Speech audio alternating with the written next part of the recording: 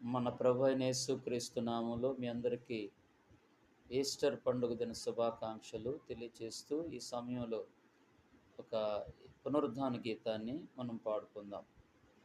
తెల్లగా తెల్లవారక మునుపే, తొలి కోడి కూయక మునుపే, లేచినాడు యేసుదేవుడు, సమాధి గుండె చీల్చినాడు మృత్యుంజయుడు. సమాధి గుండె చీల్చినాడు మృత్యుంజయుడు. తెల్లగా తెల్లవారక మునుపే, తొలి కోడి కూయక మునుపే, లేచినాడు యేసుదేవుడు, సమాధి గుండె చీల్చినాడు మృత్యుంజయుడు. సమాధి గుండె చీల్చినాడు మృత్యుంజయుడు. ప్రభునందు ప్రియ దేవుని బిడ్డలారా, దేవుని వాక్యములో ఇలాగ రాయబడి ఉన్న మాటను ఈరోజు మనం జ్ఞాపకం చేసుకుందాం. మృతుడనైతిని గాని ఇదిగో యుగ యుగములకు సజీవుడనై ఉన్నాను అని ప్రభు చెప్పాడు. యేసుక్రీస్తు వారు మనందరి పాపముల నిమిత్తము మన పాపముల నిమిత్తము అప్పగింపబడి మనలను నీతిమంతులుగా చేయటానికి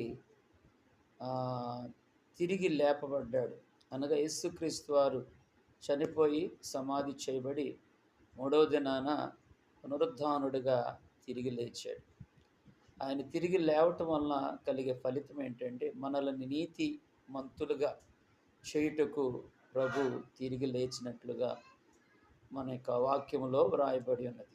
కనుక పునరుద్ధానుడైనటువంటి యేసుక్రీస్తు తిరిగి లేపబడటం మనకు నీతిని, గొప్ప విజయాన్ని మరి ఈ లోకములో మన దేవుడు మనకిచ్చాడు. అవును ప్రియులారా, లేఖనములు, శక్తి కలిగిన లేఖనములకు రుజువుగా యేసుక్రీస్తు పునరుద్ధానం గొప్ప విజయం.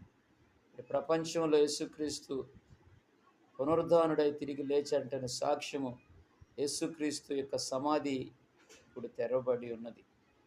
యేసుక్రీస్తు యొక్క పునరుద్ధానము కలిగి మనం కూడా పునరుద్ధానుడైనటువంటి యేసుక్రీస్తుని చాటాల.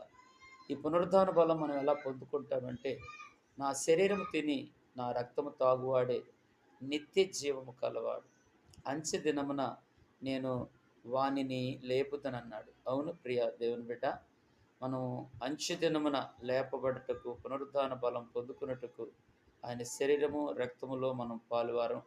మరి పాలు పొందుకోవాలి. పాలు పంపులు పొందుకోవటం మనకెంతైనా